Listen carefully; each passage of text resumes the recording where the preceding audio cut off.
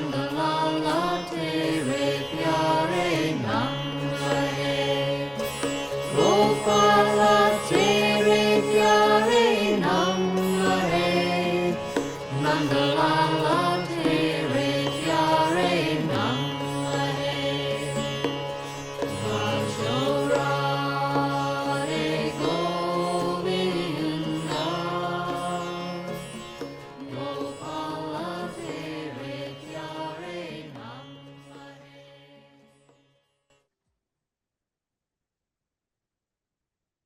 Namaste. I'd like to welcome you to my heart and to the Kriya Yoga teachings. In the video today, I'd like to talk with you about three things.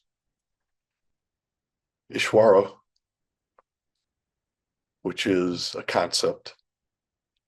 Ishtadevata, which is a thing, a form. And I'd also like to give to you a technique which was given by Goswami Kriyananda to his disciples, maybe one of his disciples. Ishwara, the term, is a Sanskrit term, and the Sanskrit term Ishwara denotes a personal yet universal deity. And so when it's described that way, what comes to mind is the concept of God. But the problem is the term God is really totally inadequate to describe what Ishwara means.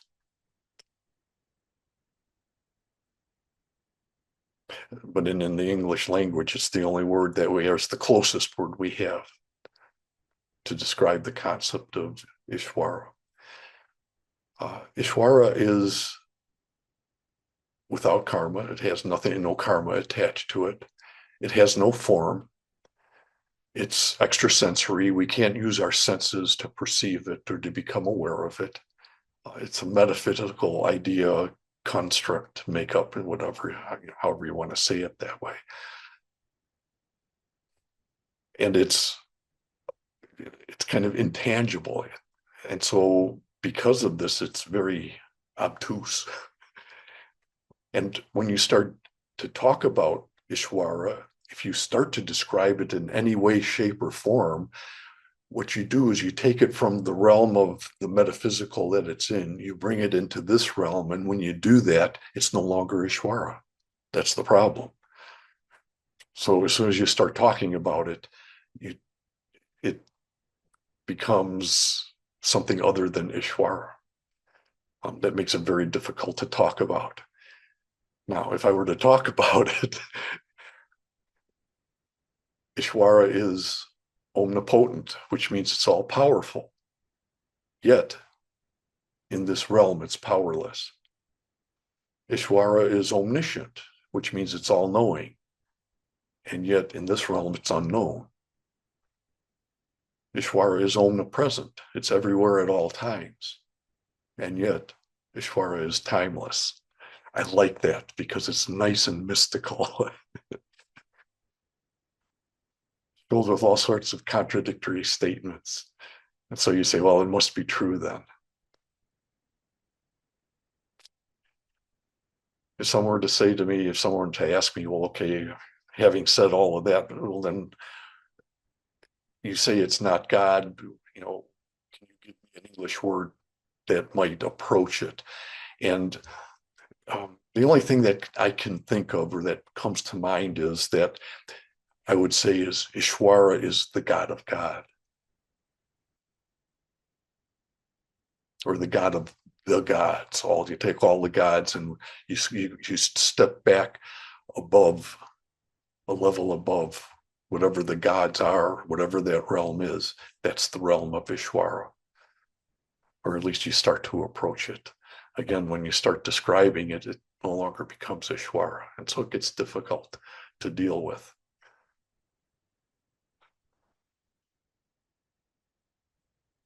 So then how do you deal with it, I think, is the next question is. And the way you deal with it is by accepting the fact that when you bring it into this realm, it changes.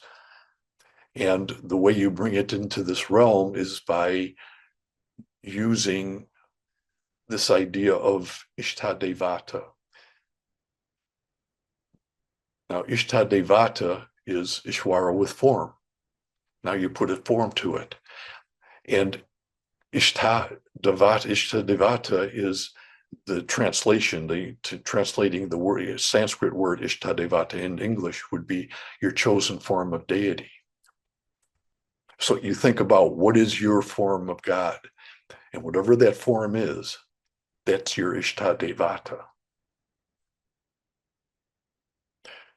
For example, if you're Hindu, your Ishtadevata might be Krishna. It might be Lakshmi. If you're Christian, it could be Jesus. If you're a Catholic, it could be Mother Mary, the Virgin Mother. It could be Saint Joseph, Mother Teresa. Usually, some religious form is attached to it most of the time. For most people, that's how their Ishtadevata is chosen. However, it doesn't have to be. It can take on any form. It could be a rock. It could be your Ishtadevata. But there's a problem. You have to deal with your Ishtadevata. And there's going to be interaction with your Ishtadevata. And it's just tough to argue with a rock. And so what my guru has said, kind of passed along to me, your Ishtadevata can be any, whatever, how you want to do it. Pick it however you want to choose your Ishtadevata. However, it's really recommended that you choose some type of animate, at least somewhat resembling human form. Now, it might go beyond that, because some people, if you're in Indian tradition, you might say, oh, Hanuman, the monkey god, is my Ishtadevata. So it's not human, but it's something that takes on human form.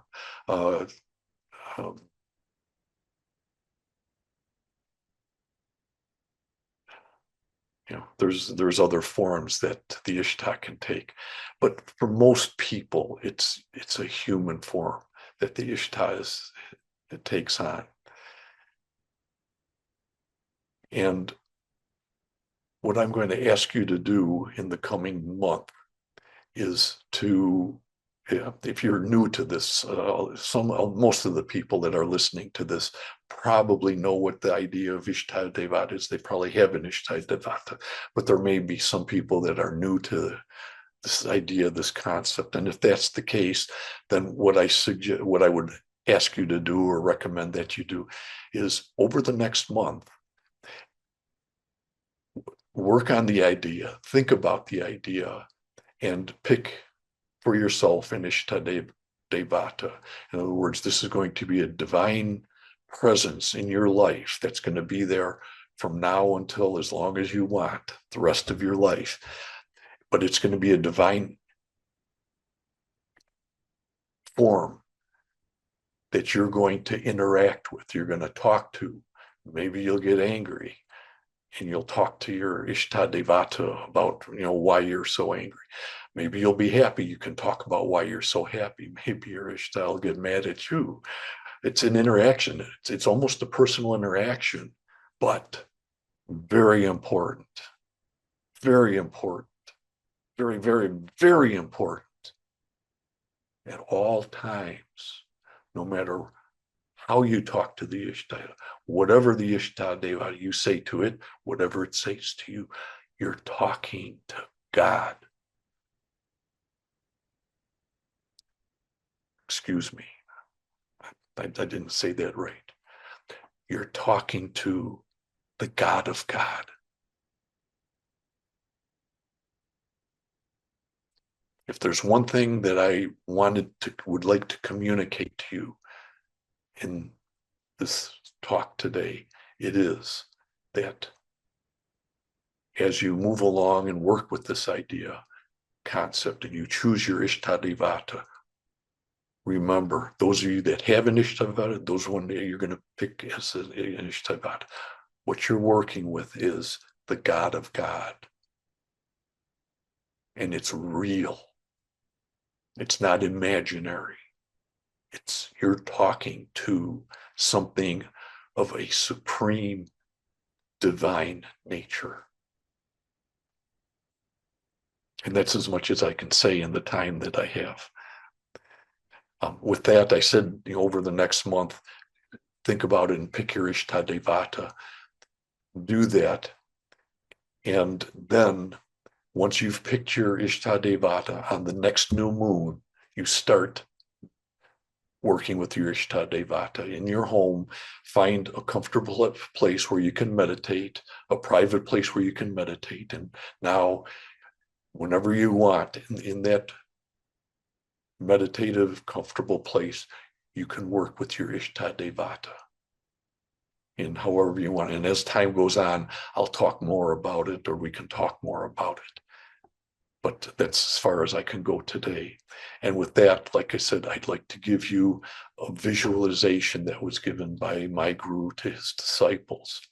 And I'm going to go through it and as close as I can, give it to you as my guru gave it to me.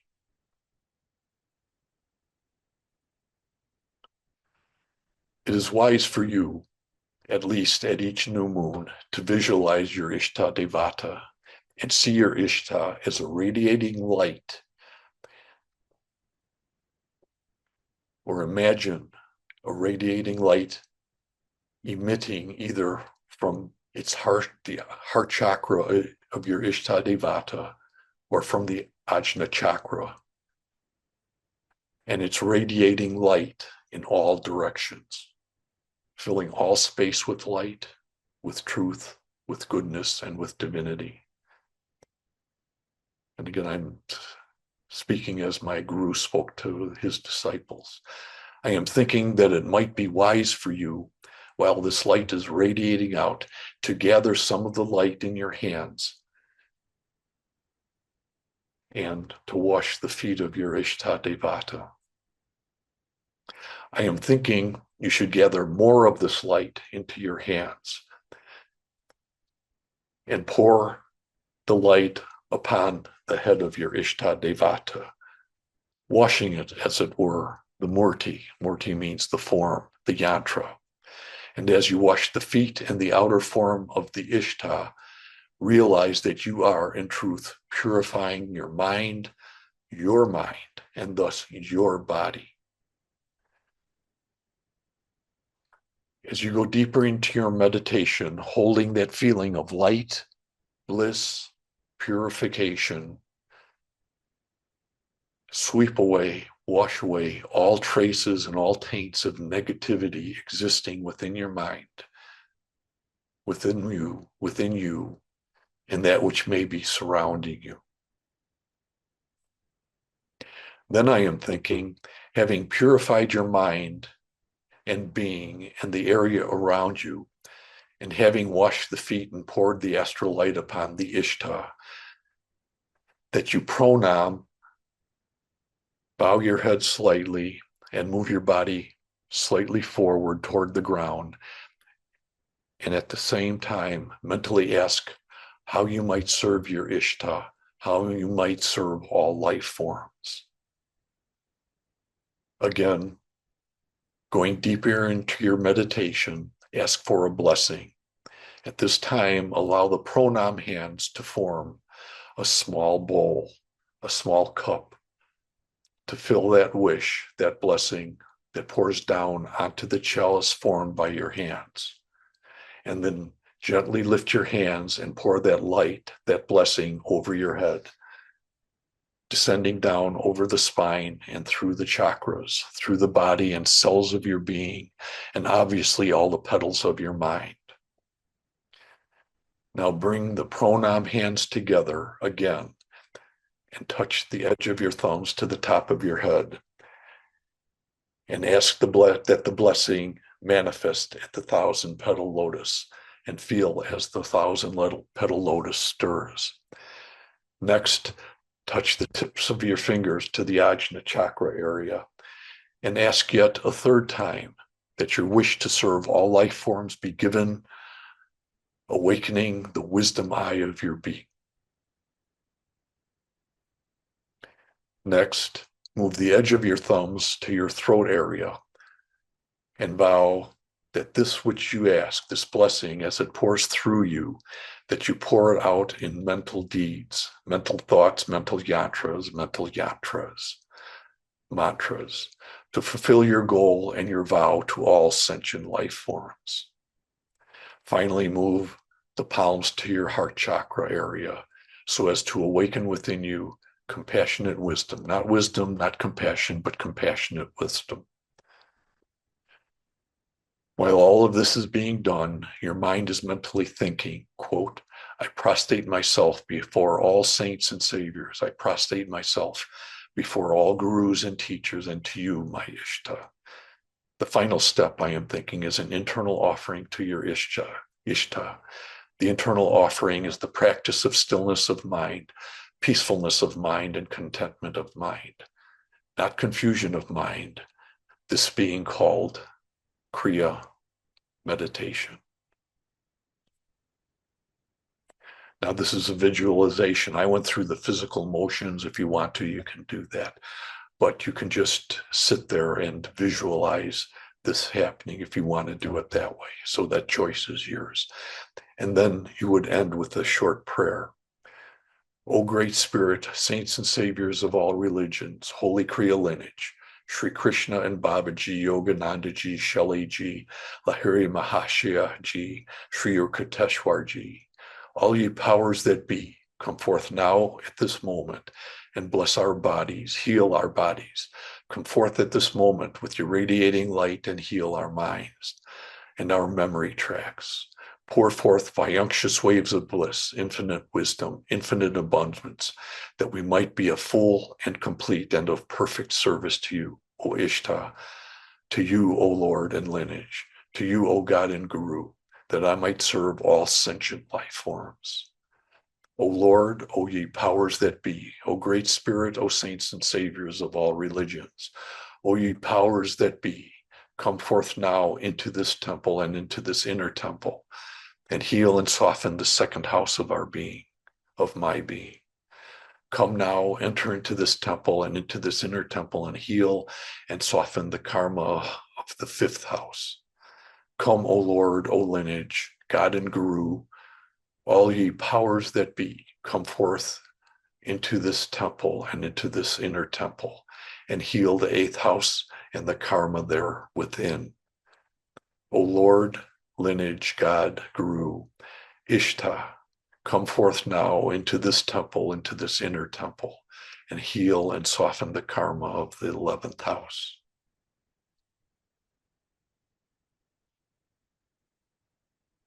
My beloved, that is the message for today. It is to be heard, it is to be practiced, it is to be lived. If you choose so, it is to be lived if you choose so.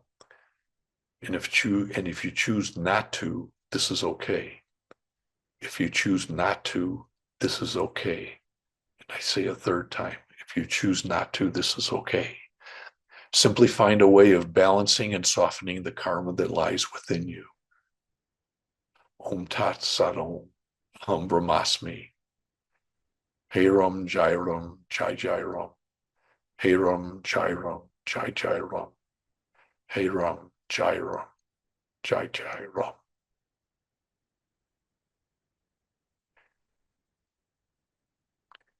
And I pass this technique along to you to use as you see fit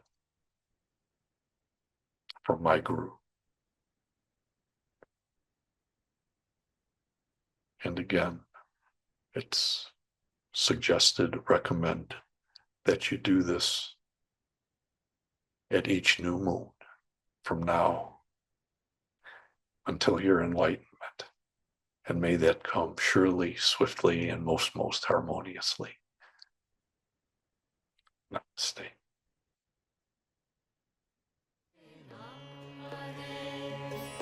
Gopala Tere Pyare Namare, Nandalala Tere Pyare Namare.